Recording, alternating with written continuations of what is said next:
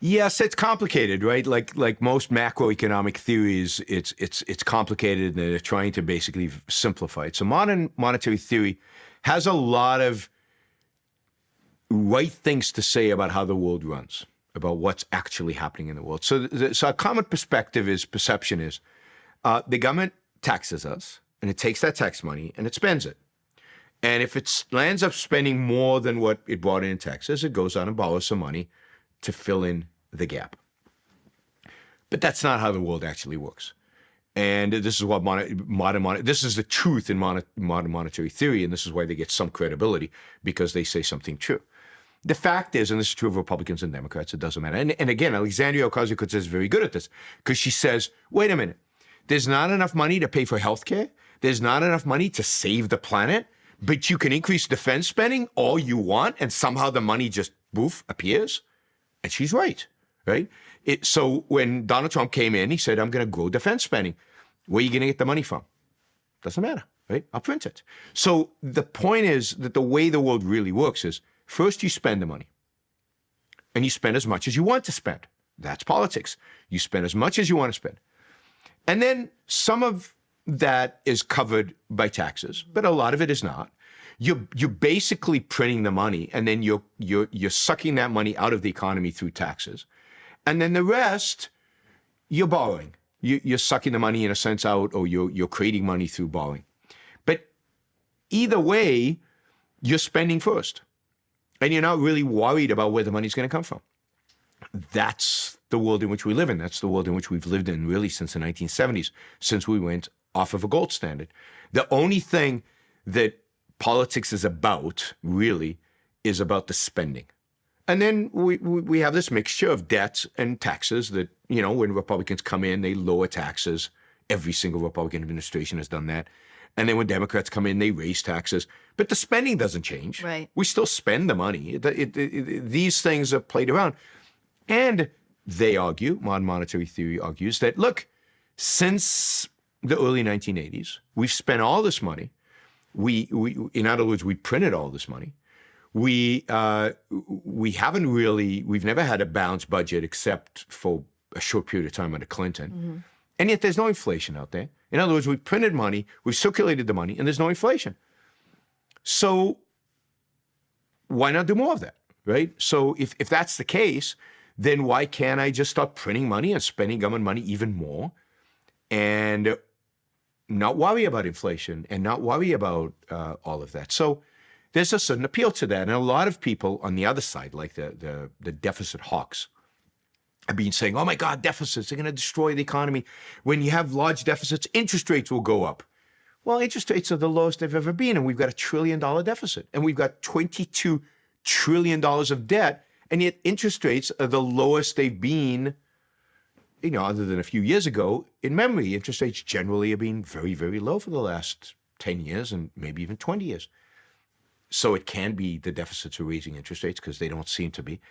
And so the deficit hawks don't seem to be right. And then the other thing the deficit hawks have always said, and a lot of economists say, I remember in 2007 and 2008, I did a lot of Fox Business News. And I used to be on with a guy named Peter Schiff, who is a well-known kind of Austrian investment guru advisor. And he was constantly, gold is going to 10,000. We're heading in towards hyperinflation, right? That was his shtick. And I would always say, well, I'm not sure, I have his book, The Real Crash. Yeah, so I was always trying to hedge, and because I didn't know exactly what was going to happen, but that doesn't make good television.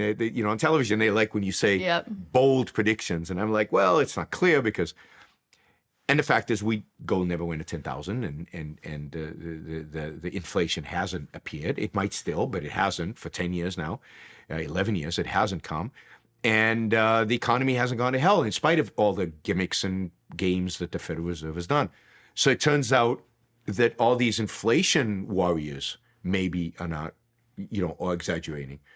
And that leaves this opening for modern monetary theory to come and say, we haven't had inflation. The dollar has not crashed. Gold has not gone to 10,000. The deficits have exploded. Why not increase them even more? Why not spend $5 trillion on a Green New Deal or whatever it takes. All the evidence since early 1980s suggests that there's no effect by the government just spending this money. So that's the theory, and that's what they're saying. And again, they're modern monetary theorists who are kind of on the free market side. They're the minority. Really? Yes, they are. And they would argue that what you really need to do, and again, I think they're all wrong, but this is what they argue. They would argue that given fiat money, given that we can print money, what you really need to do is lower taxes to zero, and just fund basically the government completely with debt, which you never have to repay. I don't know how that works. But anyway, I know them because I know some of them, and this is what they argue. And then you've got them on the left who say, no, forget about taxes. We'll raise taxes when we need to suck money out of the economy because inflation has picked up. But in the meantime, let's spend like crazy until we reach what they call full capacity of the economy. And the idea is only when you reach full capacity of the economy, which means everybody's working, every factory is at full capacity, everything's just churning along fully, only then does more money create inflation. That's the theory. And then the way you deal with that inflation is you suck money out of the economy by raising taxes, right? Which is an interesting approach because it kind of takes the Federal Reserve out of the equation completely. It really makes physical policy, the policy of government, what the government is, completely central. Now, there are a lot of problems here, but maybe the biggest problem is that government is an awful allocator of capital. Government is an awful investor. Government is awful at central planning. And when you've got government spending all this money, it means it's misallocating that investment. It's suboptimal. It's actually long-term, it's disastrous. You're literally paying people sometimes to dig ditches and fill them up. There's no productive activity there. Standard of living is not going up. So maybe in the short run, inflation doesn't pick up, although even that I think is dubious.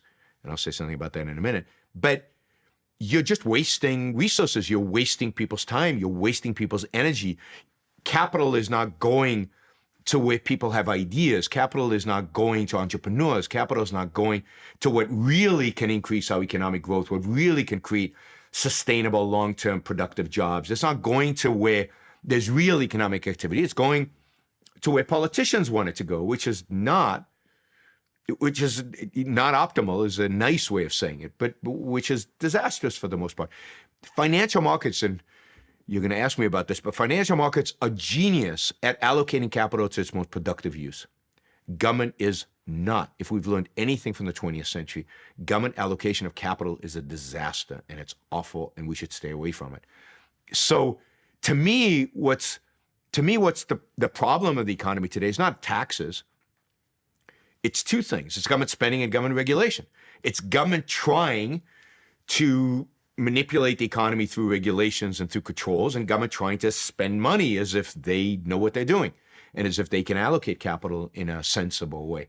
And the reason that the U.S. economy is doing reasonably well is because we still have some semblance of freedom in our financial markets, so that some capital is going to the venture community. Some capital is being allocated based on the profit motive and based on productivity and based on financial perspectives. So it's the spending which I see as a problem, and that's exactly what they want to grow.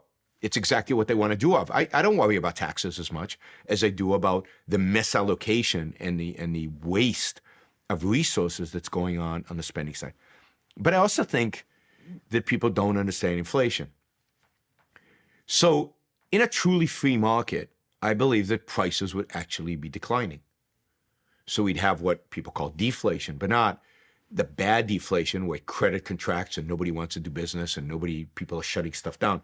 But just the fact that you've got more and more and more goods, more and more innovation. Competition. Competition, but it's that the supply of money is not changing fast enough. It's not growing fast enough to keep up with productivity. Productivity is growing so fast in a free market. New goods are coming out so fast. Think of the iPhone, right? So the iPhone prices are fairly stable, or even better, think of your laptop, right? Laptop prices are fairly stable, right? The laptop you buy today costs about the same as a laptop 10 years ago.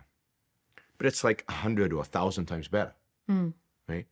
So even though the prices stayed the same, you're getting much more for the dollar you bought. So really, the price of a unit of computing, which is the right way to think about it, has gone down dramatically. And so you've had this downward pressure on prices because of the unbelievable amount of productivity that's gone into making computers better, right? So whether the screen is better, the Moore's law with regard to the chip, every aspect of that laptop is better. And the price per unit of computing has gone down dramatically. And if you look at most unregulated industries in the United States, or less regulated industries in the United States, prices go like this. They go down. The only thing the prices go like that are education, right? Higher education, and healthcare, right? The two most heavily regulated industries, they go up. You're not housing. Housing goes up. And you think that's why? It's all about regulation, yes. The cost of education, higher education is going up because the government will subsidize it no matter what. So if you want a student loan, the government doesn't say, can you pay it back? It doesn't adjust your interest rate based on your risk. It doesn't ask you what degree you're going to get and whether there's a job at the end of the rainbow. It just asks you how much money you want. Oh, you want $100,000 to go to Harvard or whatever. Here's a check. You have to pay it back, but there's no risk adjustment based on whether you can or what degree you're getting. Imagine a free market in student loans. Like you'd walk in a bank and the bank would want to know, you're going to Harvard, okay, what are you going to study?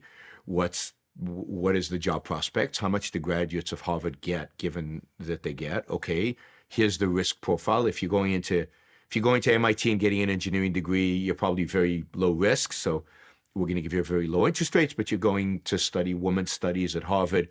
It's still Harvard, so it's not a huge risk, but it's a low risk. So the interest rate's a little bit higher. If you're going to study women's studies at California State University, the risk is much higher that you'll ever return the money, and therefore the interest rates will be higher. And the banking sector, in a sense, would impact what degrees people got based on the economic prospects. That's not a bad thing. And would you say that's because, back to what you're saying about the government not being resourceful, because it's just too big and it's trying to control too many things? Would you say that this is because this is more of an expertise for? Well, I'd say the government is doing something it has no qualifications to do. So, and this goes to my theory of government, right? Government is force. Government is a gun. Government is coercion. Government is violence. That's what government does. That's what it's good at. It blows up stuff. It's good at that, right? If you take that skill set and apply it to student loans, take that skill set and apply it to healthcare, you take that skill set and apply it to K through 12 education, what you get is crap, because that skill set doesn't adapt, right? What you need in all those things, what you need are robust, competitive markets. And I don't know how the market will solve the problems that exist in those in the markets themselves, but that's the beauty of markets. They solve problems. They know how to solve problems. Markets are excellent in figuring out what consumers need and providing them what they need, or figuring out what consumers don't even know that they need and providing them something that consumers then discover that they need, right? Nobody knew they needed an iPhone before the iPhone came out. I remember the critics of the iPhone when it came out. This was terrible. Steve Jobs had lost it. It was going to be a disaster. And look what happened, right? Steve Jobs knew more about what we needed than we knew. I thought that with the iPad. I was like, I don't get it. What's the point? I thought that was cell phones. I mean, I remember the first cell phones that came out, and I was like, I've got a phone at home. I've got a phone at work. Commute is half an hour. I can probably manage without being on the phone for half an hour. What the hell do I need a cell phone for, right? And it took me a long time to adopt cell phones. I was probably a late adopter when it came. Usually I'm an early adopter with technology, cell phones. But when I got one, that was it, right? I suddenly discovered, I actually do need to talk on the phone while I'm in the car. And I do need to have my phone everywhere when I travel. And, there's a huge... So you learn. One of the roles of business is to teach us why we need their products. That's what advertising and marketing is for. It's to teach us that we actually need the stuff. And then we discover we need it and we get hooked. And that's beautiful because our lives are better and they've made money. But so markets are really good at solving the problem of how to provide health insurance and how to provide health products that are suitable to what we need and are priced appropriately, and figuring out an array of different products that is appropriate for different people, different ages, different income levels, different levels of susceptibility to disease and all this stuff. That's what markets are good at. That's the genius. What is it? What is a government? The government is a big hammer that, boom, we're going to do it one way. This is how we do it. And it's a disaster. It's a disaster every time it tries to intervene in the private, personal decisions of individuals, in the thinking of private markets and private people, right? In the trade that people engage in. When government comes in, it is basically using brute force, because that's all government knows. What government knows is a gun. I mean, George Washington, I think in a first or second inaugural address, said, government is a gun. Government is force. Government is coercion. And that really is. I mean, you pass a law. If people don't follow the law, they go to jail. That's coercion. That's force. So the question then is, when it comes to the role of government, is, what is force good for? Right? Because if that's what the government is, then what is force good for? And the only thing force is good for is self-defense. It's to protect us. It's to do a police, it's to do a military, it's to do a judiciary, arbitrate disputes between us, but leave us alone otherwise. Because everything else, voluntary transactions between human beings, is the appropriate, pro-freedom, pro-individual way of doing stuff, and it actually produces the best results for pretty much everybody. So, given the government is a gun, then it should stick to places where guns are useful: wars, police, and arbitrating disputes, and that's it, right? So that, to me, is the role of government. Everything else should be left to the market. Everything else should be left to the market, and the market's very well suited to do that. But again, to go back quickly to end on MMT, the problem with inflation is most inflation we don't see. CPI is not a good measure of inflation, or whatever it is that they're using. The fact is that in a truly free economy where there's massive innovation, where there's massive progress, prices would decline. So the fact that we're growing inflation at 1% to 2% is too much. Why are we even doing that? And more importantly, what MMT would do is, because the government is a mechanism by which money circulates into the economy, there's distortions in terms of where it goes. And therefore you get high prices in some places, healthcare, education, housing, and low prices elsewhere. And it hurts some people who want to consume housing, people who want to consume education, people who want to consume healthcare suffer, and other people benefit. And so there's a redistribution of wealth that is not even observable. It's not taking from someone, giving to others. It's just the way you manipulate prices, because of the government, the way it's allocating capital is going to manipulate prices. So there are massive distortions that the idea of MMT creates, even if the basic idea that, yes, government prints money, it doesn't have to tax in order to spend, and indeed it spends without taxing. First it spends, then it taxes, is all true. It still doesn't change the fact that the government spending is evil. The government spending is distortive and counterproductive, and it does huge economic damage. Hey everyone, thanks so much for watching the episode. If you're interested in contributing to the conversation and supporting the show, there's 2 easy things you can do. 1, click subscribe, and 2, visit our Patreon page where you get exclusive access to the Exploring Minds community.